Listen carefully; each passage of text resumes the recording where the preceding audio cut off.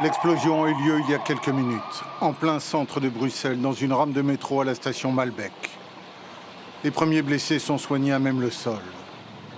On voit les passagers qui s'entraident.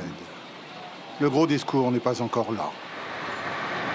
Au loin, on entend les sirènes des premières ambulances qui arrivent. Les policiers bloquent la circulation en urgence. Des militaires font le guet. En quelques minutes, les médecins urgentistes arrivent et pratiquent les premiers soins. Tout avait commencé quelques instants plus tôt. À 9h11 précisément, une énorme explosion vient de retentir. Dans le noir, dans le tunnel du métro, sur une des lignes principales de Bruxelles, les passagers descendent sur les voies pour sortir. On entend des enfants pleurer et crier. Lentement, dans la fumée, les passagers remontent jusqu'à la station suivante pour sortir à l'air libre.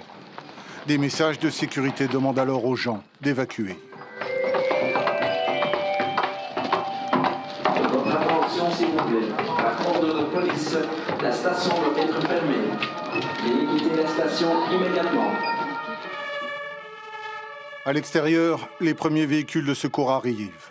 L'explosion dans le métro s'est produite 1 heure après celle de l'aéroport. Cette fois-ci, l'attentat a lieu en plein centre de Bruxelles, à la station Malbec, tout près du siège de la Commission européenne. Les premiers blessés regagnent par leurs propres moyens la sortie.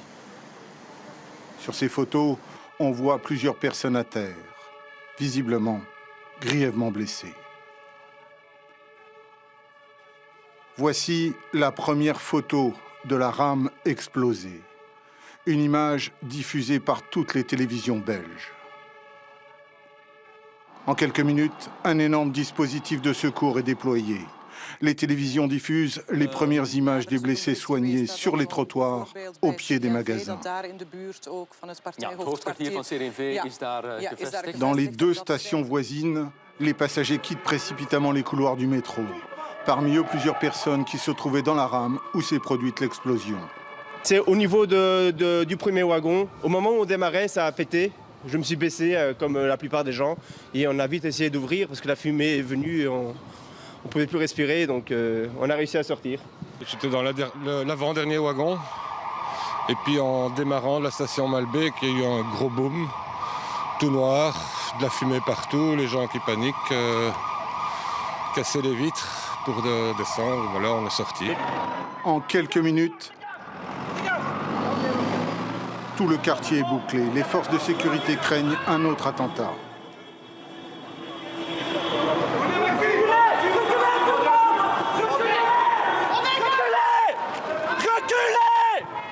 Elles font dégager tous les véhicules et les passants.